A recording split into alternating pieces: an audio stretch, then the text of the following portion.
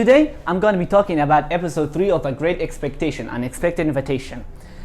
Many years after the strange Christmas, as Pip grew up, he learned how to read and write. As he learned more and more, he noticed that his best friend Joe wasn't able to read or write well. This became a question in his mind until one day, as they sat by the fire, he asked, "Have you never been to school, Joe?" "No," replied Joe. His father didn't let him go to school. He used to hate him, and his mother felt very, very unhappy. That was the main reason why Joe didn't complain about Mrs. Joe. Then Joe started to talk about Mrs. Joe and said that she is a good woman, and he thought that she is very kind because when Pip's parents died, she looked after Pip, and when Mr. Joe asked Mrs. Joe to marry him, he thought of Pip and said, "Poor little boy," and asked Mrs. Joe to bring Pip with her to live at Joe's house. Hearing those words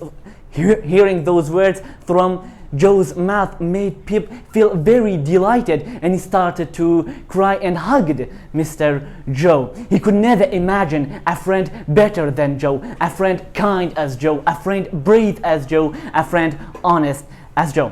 A little later, Mrs. Joe and Uncle Pumpkinchook arrived home. They had been into town together.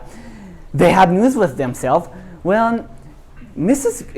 Joe took off her coat and looked at Pip and said, "Now, if this boy doesn't thank me tonight, he never will." Joe was thinking like, what has she done for me so I have to thank her tonight? And Joe and Pip didn't know what to say.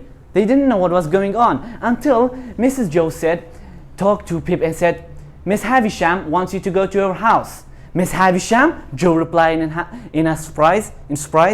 "Yes, Miss Havisham," repeated Mrs. Joe. And then she started explaining it.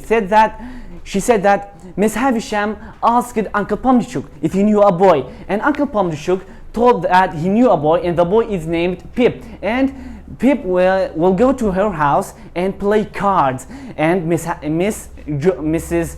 Joe warned that if Pip doesn't go to her house, there will be trouble. And then she pushed Pip into the kitchen and washed and brushed Pip until it hurt. Then she dressed Pip in his best clothes, and he was ready to be given to Uncle Pumpkinchook.